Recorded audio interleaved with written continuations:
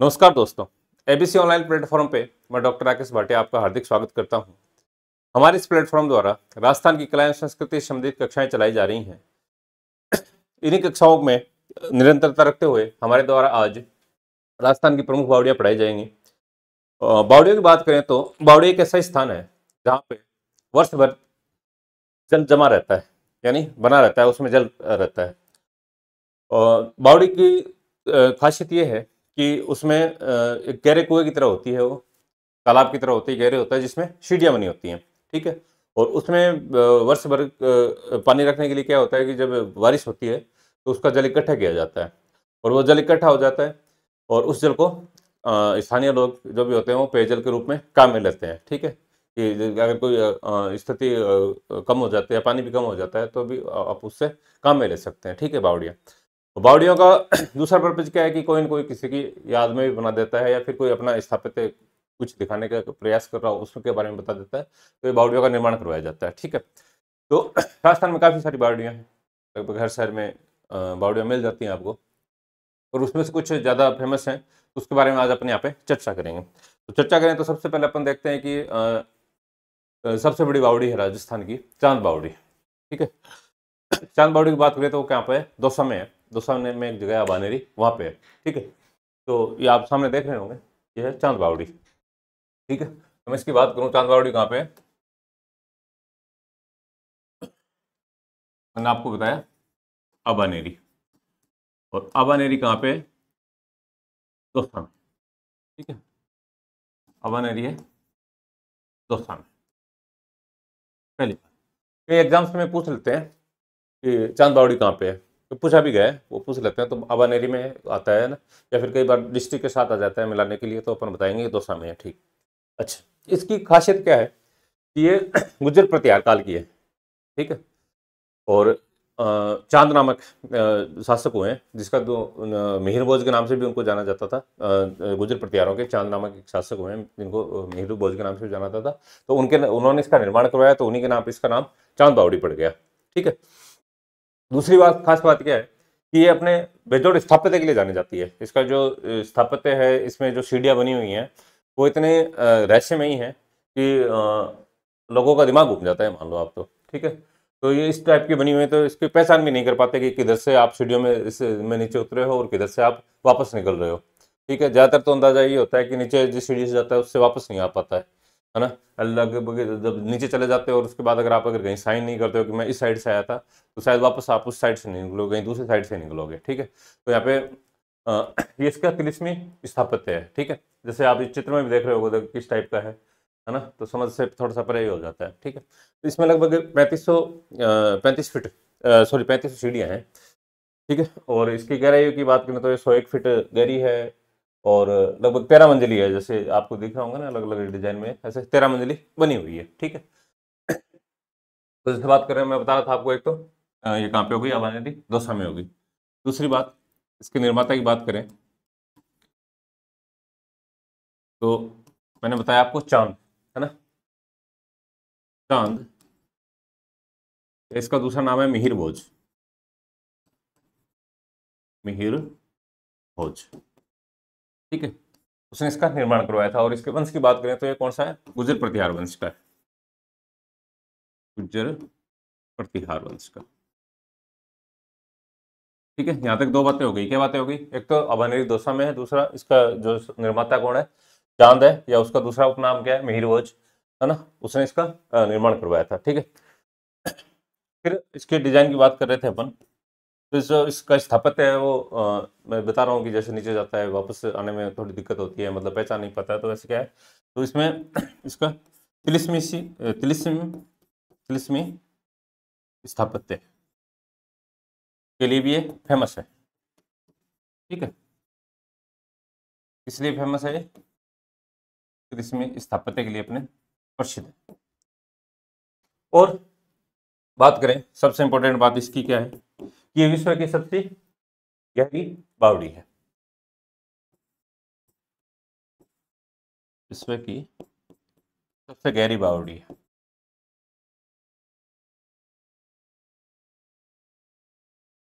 गहरी बावड़ी। ठीक है।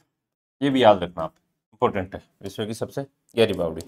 ठीक, फिर इसकी बात करें अपन, इसकी डिज़ाइन वगैरह की या इसके आकार की बात करें तो मैंने आपको बताया कि 100 फीट गहरी है, 35 फीट के आसपास ये चौड़ी है और 13 मंजिली ये बनी हुई है।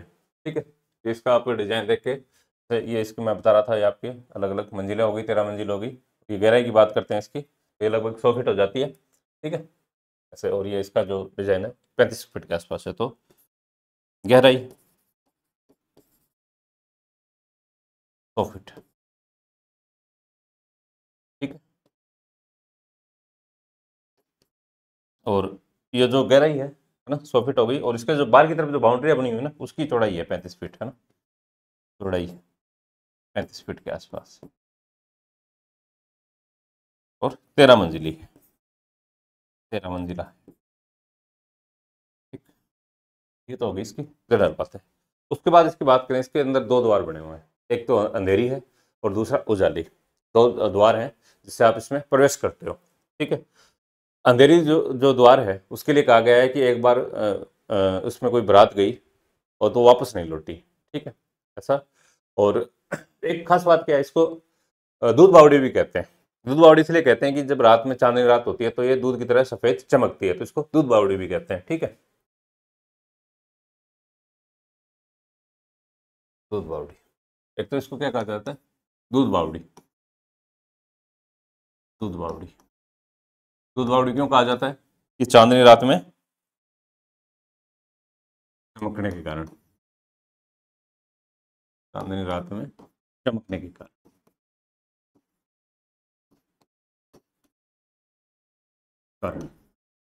ठीक है, और दो द्वारों की बात की थी तो इसके दो द्वार बताए मैंने आपको, एक तो अंधेरी और दूसरा उजाला, उजाली, है ना। ठीक है, और अंधेरी की तो मैंने जो कहानी बताई है कि एक पूरी की पूरी बारात गायब हो गई थी। ठीक है, गहरी झील मैंने आपको इसके बारे में बता दिया। और इसकी सीढ़ियों की खासियत है ना, कि मैं बता रहा था कि जैसे सीढ़ियों में आप चले जाते हो वापस आ नहीं पाते हो, तो इसकी कई बार जैसे आपकी सीढ़ियाँ पूछ ले तो लगभग इसमें 3500 सीढ़ियाँ हैं, लगभग 3500 सीढ़ी। ठीक है, ये तो ये इसकी खास खास बातें हो गई। ठीक है, तो ज़्यादातर तो एग्जाम्स में इसका स्थान ही पूछते हैं आपसे कि कहाँ पे है, तो आबानेरी दो में बता देंगे। ठीक है, और निर्माता की बात कर देंगे तो अपन चांद के बारे में बता देंगे, चांद या मिहिर भोज आएगा जो गुज्जर प्रतिहार शासक था। ठीक है, इसके बाद अगले अच्छा, और एक बात हो रही है इसकी खास बात, इसमें क्या मतलब सैकड़ों संख्या में पाषाण मूर्तियां मिली हैं और वो सारी की सारी खंडित है, ये भी एक खासियत है, सैकड़ों की संख्या में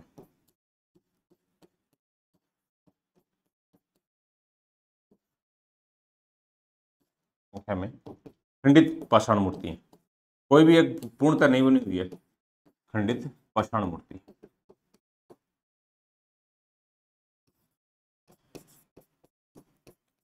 ठीक है, सारी की सारी खंडित पाषाण मूर्ति हैं, और ऐसा भी कहा जाता है कि मुगल शासक औरंगजेब, है ना, उसने भी इस पे आक्रमण किया था और उसने भी मूर्तियों को तोड़ा था। ठीक है, औरंगजेब का आक्रमण हुआ है। ठीक है, ऐसा माना जाता है। और इसके जैसे ही आप बावड़ी से बाहर आओगे तो हर्षद माता का मंदिर भी है इसके सामने। ठीक है, जस्ट सामने हर्षद माता का मंदिर भी है, ये भी आप याद रख लेना, कई बार पूछ लेते हैं कि हर्षद माता का मंदिर कहाँ है, तो ये भी अभानेरी में है। ठीक है, हर्षद माता का मंदिर कहाँ है, इस चांद बावड़ी के बाहर निकलते ही है, फ्रंट में ही। ठीक है, फ्रंट में ही बाहर निकलते ही के फ्रंट में हर्षद माता का मंदिर भी है। ठीक है, तो दोनों में से कोई कभी पूछ सकते हैं आपसे कि हर्षद माता कहाँ है या फिर चांद बावड़ी कहाँ पे है। ठीक है, तो ये हो गया अपना चांद बावड़ी। अब उसी के बाद बात करते हैं उस पास में ही चांद बावड़ी से थोड़ी दूरी पे 12-15 किलोमीटर की दूरी पे एक है लावाण, लवाण की बावड़ी।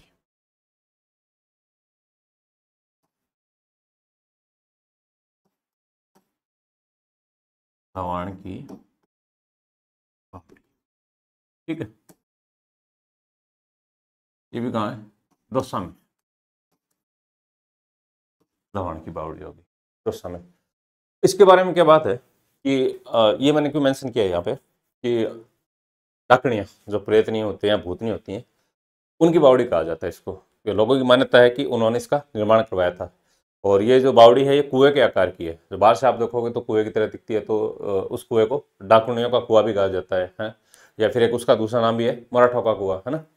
और फिर जो मतलब बता रहा हूँ, बाहर से तो कुएं की तरफ दिखता है और अंदर जब चले जाते हैं तो अंदर से वो किले के समान दिखाई देता है। ठीक है, तो चौथा में हो गया पहली बात।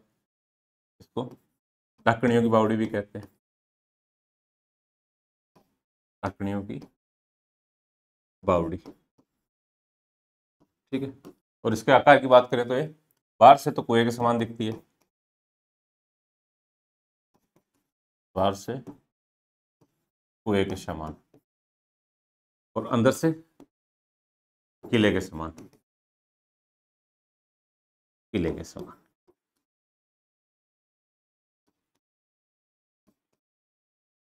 अब ये कुएं के डिजाइन की होगी, तो इस कुएं को, है ना, ये जो कुआं है इसको डाकणियों का कुआं कहा जाता है। ठीक है, डाकणियों का कुआं। और एक इसका दूसरा नाम भी है मराठों का कुआं, इसी का, है ना, मराठों का कुआं। आपसे एग्जाम में पूछ भी सकते हैं कि मराठों का कुआं कहाँ है या डाकणियों का कुआं कहाँ है, तो अपन क्या बता देंगे, लवाण दौसा में। ठीक है, और निर्माता तो जैसे इसका नाम ही पड़ा है, तो ये मान्यता है कि डाकणियों ने इसकी या भूतनियों ने इसका निर्माण करवाया था। ठीक है, अब ये हो गए दौसा की दो हो गई। उसके बाद बात कर रहे हैं अपन, आगे है अपनी उदयपुर की त्रिमुखी बावड़ी।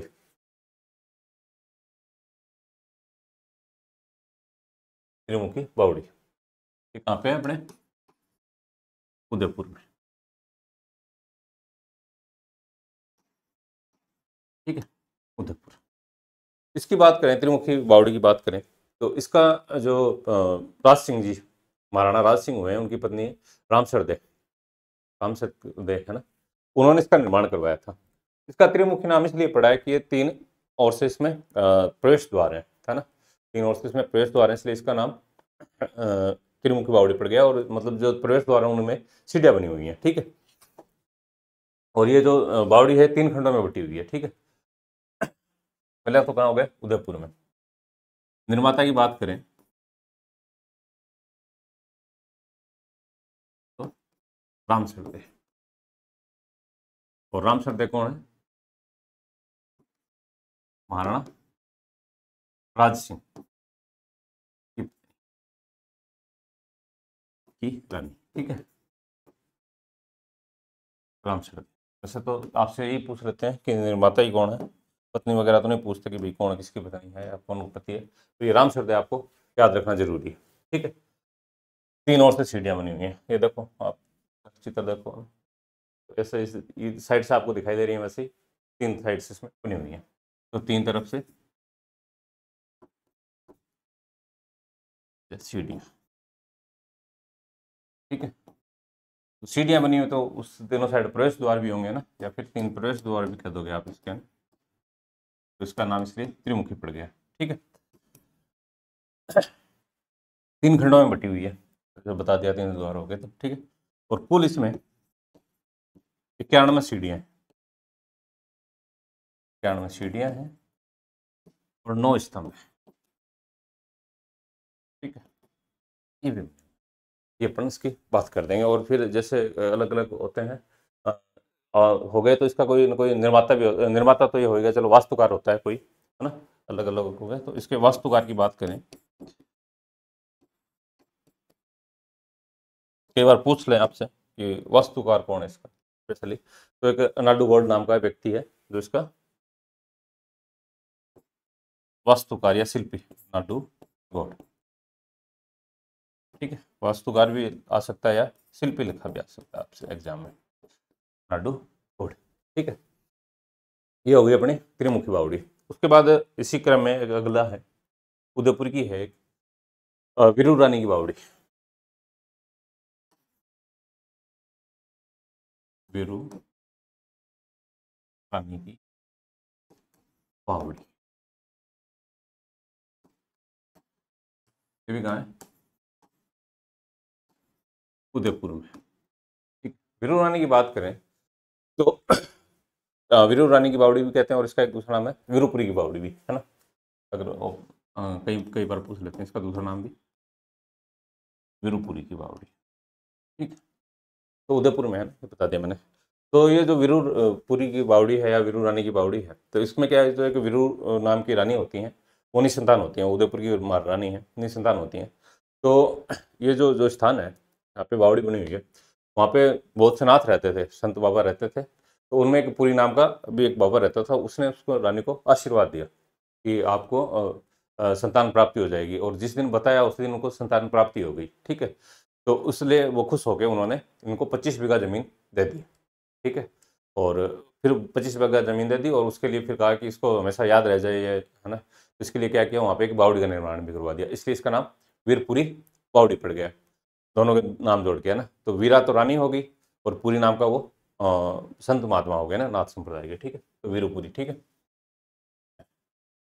क्या बताया मैंने आपको, ये जो वीरू रानी थी ये निसंतान थी, ठीक है, निसंतान।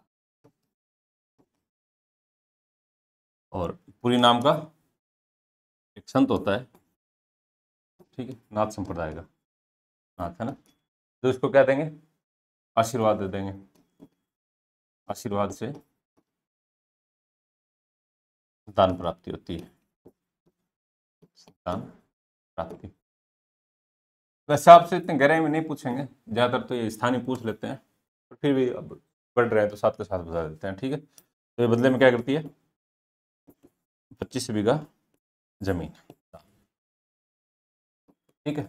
और इन दोनों का नाम जोड़ के वीरूपुरी हो गया, ठीक। ये हो गई अपने उदयपुर की दो बावड़ी।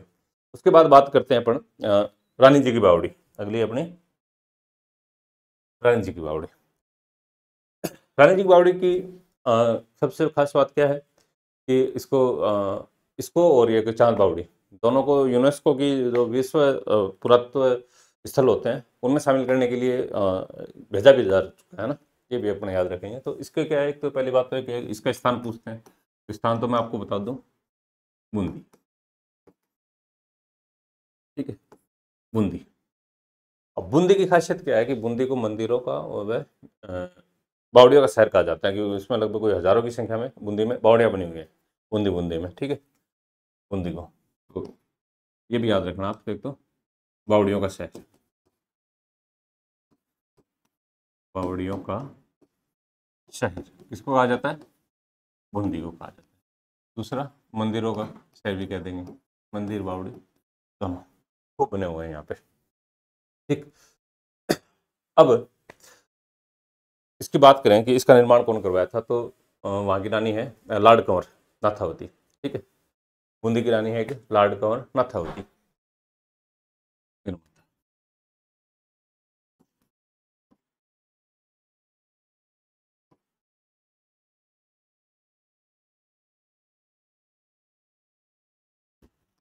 लाड कंवर नाथावती, ठीक है, ये वहाँ की इसकी निर्माता है, ठीक है। और ये वहाँ की महारानी है, ठीक है, बूंदी की महारानी है, ठीक है। वहाँ का राजा होता है अनिरुद्ध। ये कौन है, राजा अनिरुद्ध, हाड़ा राजा, है ना, ये हाड़ा राजा, हाड़ा वंश था ना वहाँ पे, हाड़ा राजा, हाड़ा शासक, अनिरुद्ध की पत्नी, अनिरुद्ध की पत्नी, ठीक है। तो उन्होंने इसका निर्माण करवाया, ठीक। कौन से रानी की बावड़ी का, है ना, बूंदी के अंदर। कब करवाया, 1699 में, 1699 में, ठीक। ये देख लो इसका डिजाइन, वास्तुकला का किस टाइप का ये बनाया गया है, अच्छा खासा है, काफी वास्तुकला में बहुत ही सुंदर तरीके की है, ठीक है। अच्छा, अब इसकी बात करें कि ये कैसे है, दिखती है, क्या है, तो इसकी बात करते हैं तो अपन सबसे पहले बताएंगे कि ये 300 फीट लंबी है। इसका जो लंबाई है वो लगभग 300 फीट लंबी,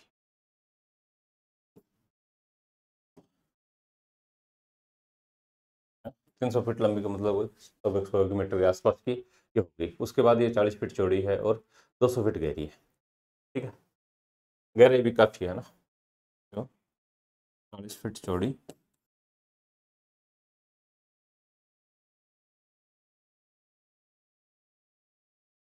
फीट चौड़ी और 200 फीट गहरी।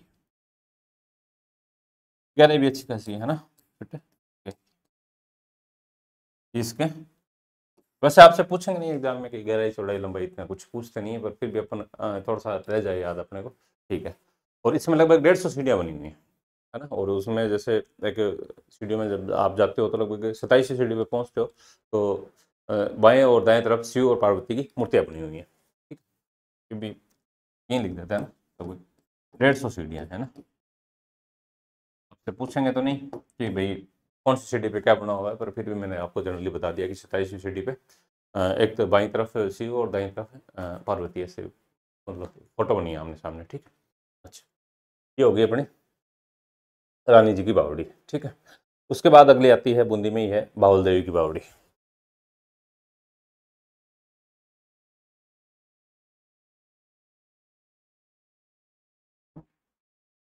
बाहुल देवी की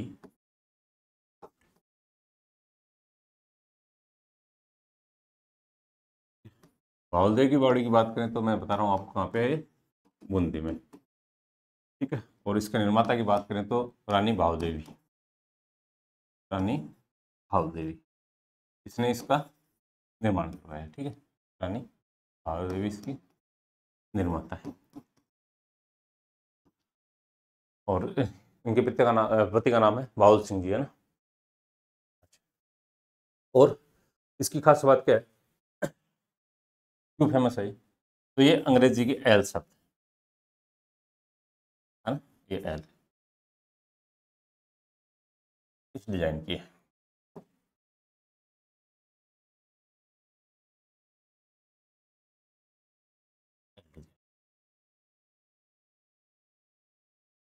है ना, लिख भी देते हैं अंग्रेजी के एल अक्षर की तरह, एल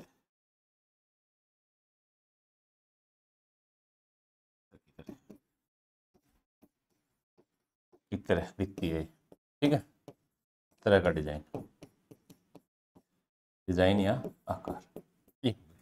फिर इसकी बात करें लंबाई की तो 165 फीट लंबी है और 22.5 फीट 5 इंच है ना, 22.5 इंच चौड़ी है और लगभग 65 फीट गहरी है।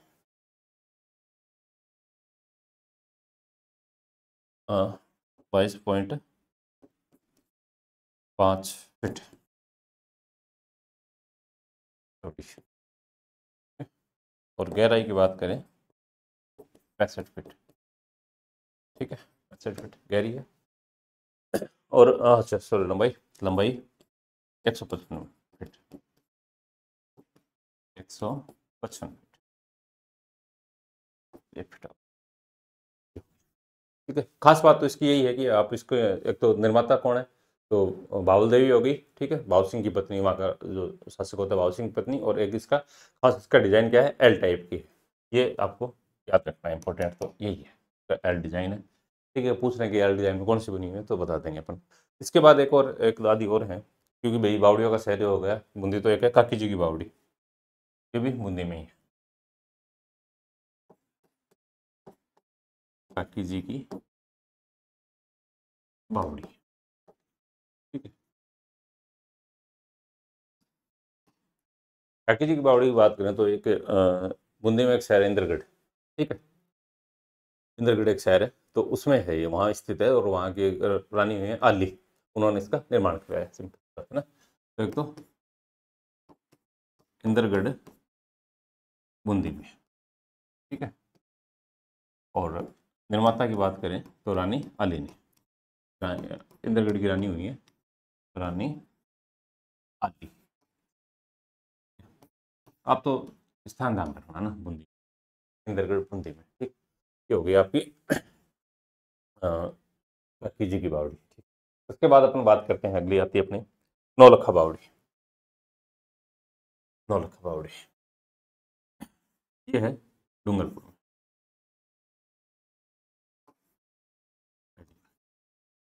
हाँ है डूंगर, वहाँ का जो शासक है आस्करण, उसकी पत्नी होती है प्रेमल देवी, उसने इसका निर्माण करवाया था। ठीक है, 1602 ईस्वी के आसपास उसने इसका निर्माण करवाया। ज़्यादातर तो इसका स्थानीय पूछते हैं कहाँ पे, तो डूंगरपुर में होगी प्रेमल देवी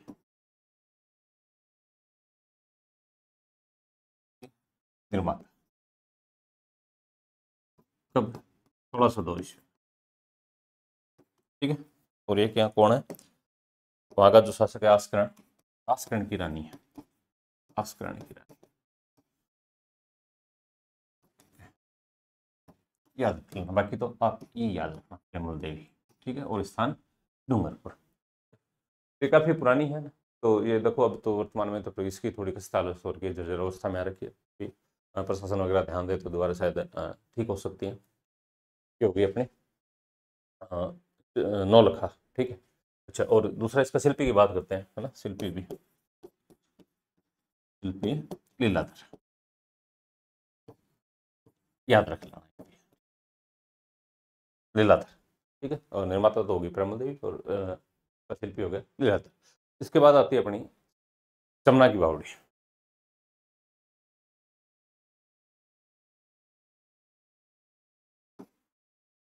चमना की बावड़ी, बावड़ियाँ तो बहुत हैं राजस्थान में, लेकिन जो खास खास हैं, कहीं पर कई बार क्वेश्चन वगैरह पूछा गया है तो उनको लिया है मैंने यहाँ पे। ठीक, तो बाकी तो जैसे अपन लास्ट में जब क्वेश्चन आंसर करेंगे, है ना, हर टॉपिक का हमारे द्वारा क्या है, आपको क्वेश्चन आंसर करवाए जाएंगे ना, तो उसमें जब भी कोई और भी नई नई चीज़ें आएंगी सामग्री, तो उसके सामने अपन वहाँ पे चर्चा कर लेंगे। ठीक है, तो अपनी अगली है चमना की बावड़ी। चमना की बावड़ी की बात करें तो ये भीलवाड़ा में, शाहपुरा में, शाहपुरा में भीलवाड़ा, उसमें वहाँ पे स्थित है। और वहाँ का जो शासक है उमेद सिंह, उमेद सिंह ने 1858 में, उमेद सिंह वहाँ का राजा होता है 1858 में, उसने अपनी एक गणिका, है ना, गणिका की इच्छा पे इसका निर्माण करवाया था। चिमना नाम की एक गणिका होती है, उसके चमना नाम की, तो उसके नाम पे क्या करवाता है, इसका निर्माण करवाता है। ठीक, और गणिका की बात करें तो कौन होती है गणिका? जैसे मतलब गणिका जैसे जो मतलब वर्तमान में गए तो जैसे जो कि वेश्या टाइप की गणिका होती है। तो उमेद सिंह, और उमेद सिंह भी कहाँ का? शाहपुरा भीलवाड़ा का, ये इसकी स्थिति है ना, शाहपुरा भीलवाड़ा। स्थान पूछ लेना आपसे तो ये बता देंगे अपन, शाहपुरा भीलवाड़ा में है। और अपनी गणिका होती है, गणिका कौन है? चमन। ठीक है, चमना की इच्छा पर यह इसका निर्माण होता है, इच्छा पर इस बावड़ी का निर्माण करवाते हैं, तो इसलिए इसका नाम पड़ गया चमना की बावड़ी। ठीक, उसके बाद अगली हम बात करें चांद बावड़ी।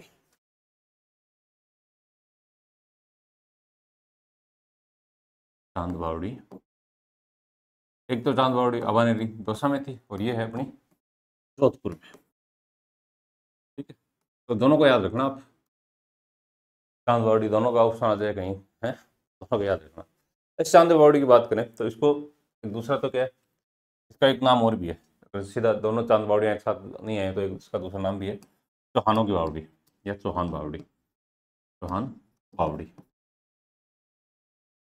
चौहान बावड़ी भी कहते हैं इसको। ठीक है, इसका दूसरा नाम है। इसके निर्माता की बात करें तो राव जोधा की पत्नी है या रानी है चांद कुंवरी, उन्होंने इसका निर्माण करवाया था, चांद कुंवरी ने। चांद कुंवरी कौन है? राव जोधा की पत्नी, राव जोधा की रानी। ठीक है, तो इसका तो ये अपना क्या याद रखना है, तो जोधपुर में, और निर्माता की बात करें तो इसकी चांद कुंवरी। ठीक है, और दूसरा नाम इसका चौहान बावड़ी। अच्छा, उसके बाद जोधपुर की एक अगली है एक चट्टान की बावड़ी, जोधपुर में है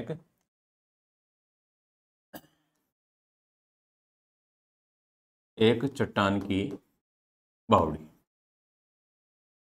एक चट्टान की बावड़ी की बात करें तो जैसे ही इसमें अपने टॉपिक से समझ में आ रहा है कि किसी एक चट्टान से बनी होगी। ठीक है, तो चट्टान को काट काट कर एक 20-25 फीट गहरा कुआं खोदा गया है। ठीक है, उसमें ये बनी हुई है।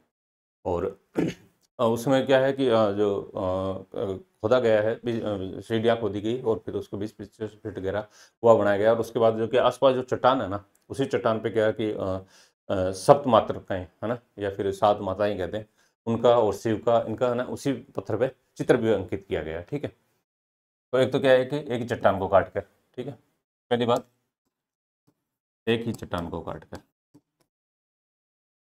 चट्टान को काट कर है कहाँ पे, जोधपुर में, और जोधपुर में भी कहाँ पे, मंडोर, मंडोर जोधपुर, मंडोर की जो पहाड़ियाँ हैं उसी में बना हुआ है मंडोर, मंडोर की जो पहाड़ियाँ हैं उसमें बना हुआ है। ठीक है, चट्टान काट कर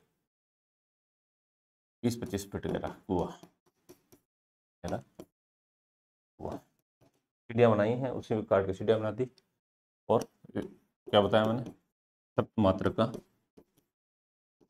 व शिव की आकृति कहाँ पे, उसी चट्टान पे, क्या करती, चट्टान पे अंकित है, उत्कीर्ण है ना, उनकी क्या उत्कीर्ण आकृति, उत्कीर्ण, एक ही चट्टान पे है ना, चट्टान को काट के गहरा करके कुआं बना दिया और ठीक है। अच्छा, ये होगी अपनी एक चट्टान की बावड़ी मंडोर, है ना, जैसे एक थंबा महल भी वहीं है ना, ऐसे, तो ये थोड़ा सा याद रखना, एक चट्टान की बावड़ी कहाँ पे, एक थंबा महल भी जोधपुर में ही है। ठीक। अच्छा, अब उसके बाद आता अपना अगली आती है मेड़तनी की बावड़ी, मेड़तनी की बावड़ी, मेड़तनी की बावड़ी की बात करें तो ये झुंझुनू में है ना, झुंझुनू में मेड़तनी की बावड़ी है, और ये झुंझुनू का शासक होता है शार्दुल सिंह, उसकी पत्नी ने इसका निर्माण करवाया था। पहली बात तो कहाँ पे, झुंझुनू में, ठीक है, और क्या बता रहा हूँ आपको, वहाँ का जो शासक था शार्दुल सिंह, उसकी पत्नी ने बखत कंवर, निर्मात्री कौन होगी इसकी, बखत कंवर, ठीक है, और बखत कौर कौन है, शार्दुल सिंह, राजा शार्दुल सिंह है, उसकी मृत्यु हो जाती है ना, शार्दुल सिंह की स्मृति में, झुंझुनू का राजा शार्दुल सिंह, उसकी स्मृति में ये बनाती हैं। ठीक है, बरखत कंवर यहाँ पे, ठीक है, और इसकी बात करें कि इसका डिजाइन वगैरह कैसा है, तो ये लगभग 250 फीट लंबी है, 55 फीट चौड़ी है, 250 फीट लंबी और 55 फीट चौड़ी। ये आप ज़्यादातर तो स्थान वगैरह ये सब ध्यान रखना, और कौन इसका निर्माता है, और इसकी बात करते हैं, लगभग 100 फीट गहरी है, गहरी, ठीक। अच्छा, ये तो कुछ फेमस फेमस पहाड़ी है, उसके बाद अपन बात करते हैं, इसके अलावा और भी बस रखी हैं, जैसे मतलब एग्जाम्स में पूछ लेते हैं, सीधा सीधा वन लाइनर में पूछ लेते हैं, या फिर क्रॉस मैच करवाने में पूछ लेते हैं। तो वैसे तो क्या है, हमारे जो जो टेलीग्राम पे जो चैनल है हमारा प्लेटफॉर्म का, तो उस पर मैं इसकी पीडीएफ डाल दूंगा, ठीक है। दूसरा मैंने आपको बताया था कि जैसे अपन वो करेंगे, टेस्ट सीरीज वगैरह करेंगे, तो उस समय भी मैं इसको मेंशन करूंगा। फिर भी कुछ हैं, वो एक दो और हैं जो फेमस चीज, उनका मैं यहाँ पे थोड़ा सा कर देता हूँ। जैसे जोधपुर की कई बात करें, और भी बच गई, जैसे मैंने दो तीन तो आपको बता दी।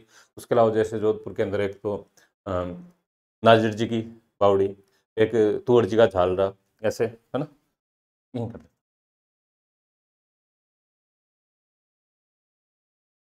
जोधपुर की बात करते हैं, और कुछ है ना, क्या बच गया, तो एक तो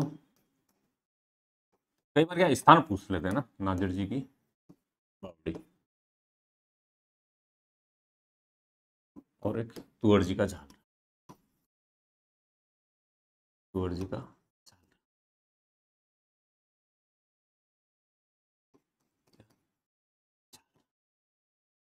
ठीक है।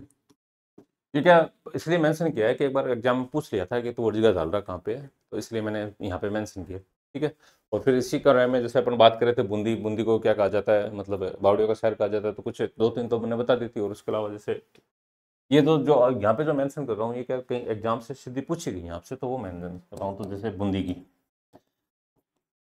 ठीक है, तो बूंदी के अंदर बात करूँ तो मैं आपको बताता हूँ, एक तो जैसे अनारकली की बावड़ी हो गई, दवाई जी की बावड़ी हो गई, ठीक है, अनारकली की बावड़ी, अनारकली की बावड़ी कहाँ पे है?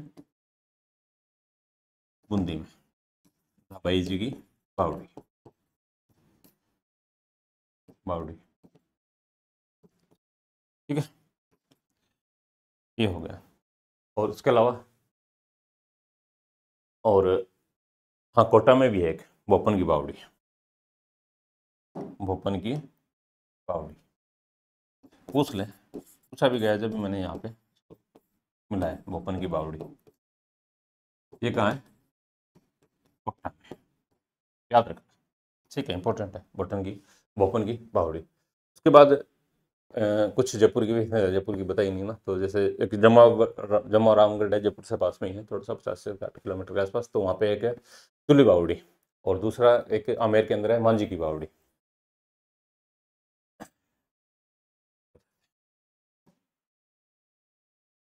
जैसे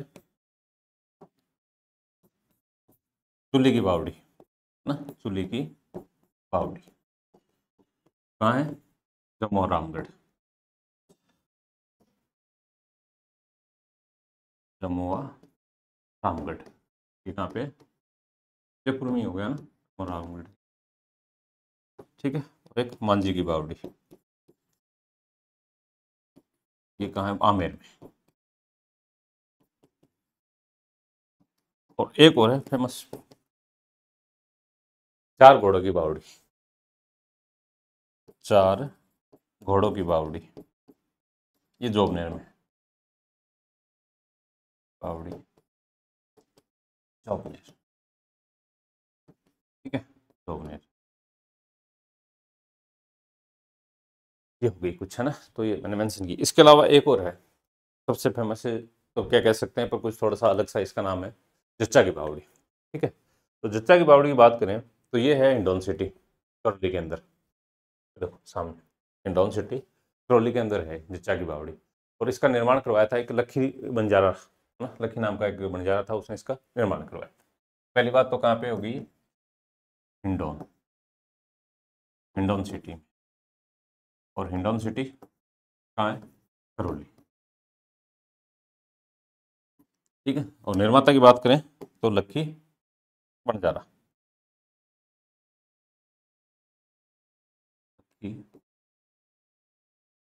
इसका क्या है? निर्माता। अब ये इसको मैंने यहाँ पे क्यों लिया है, इस नाम से समझ में आ रहा होगा, बच्चा की जच्चा की बावड़ी, ठीक है। तो जब ये सूख जाता है, जब ये बावड़ी सूख जाती है, तब क्या है कि नीचे एक लास्ट में एक पत्थर है, और उस पे एक माता को और एक बच्चे का चित्र है। जो माता है वो बच्चे को दूध पिला रही है, लेटी हुई दूध पिला रही है, उसका चित्र अंकित है, ठीक है। तो जब ये जल सूख जाता है तब वो दिखाई देता है, ठीक है। ये याद रखना, सबसे मेन यही है इसका, जल सूखने पर, जल सूखने पर पत्थर पर अंकित, अंकित लेटी हुई माता, लेटी हुई माता, माता अपने बच्चे को दूध पिला रही है, अपने बच्चे को दूध पिला रही है, पिला रही है, उसका चित्र है, ठीक है। इसलिए मैंने इसको यहाँ पे मेंशन किया है, ठीक है। ये होगी अपनी कुछ प्रमुख प्रमुख बावड़ियाँ थी, ठीक है। फिर बता रहा हूँ कि कुछ और हैं, तो अपन जब टेस्ट सीरीज करेंगे तो उसमें कर लेंगे, ठीक है। मुझे उम्मीद है आपको ये कक्षा पसंद आई होगी, ठीक है। उसी क्रम में हम आगे भी और जो भी क्लासेस जो भी टॉपिक हैं उनको डेली डेली अपन हर दिन करते रहेंगे, ठीक है। थैंक यू दोस्तों।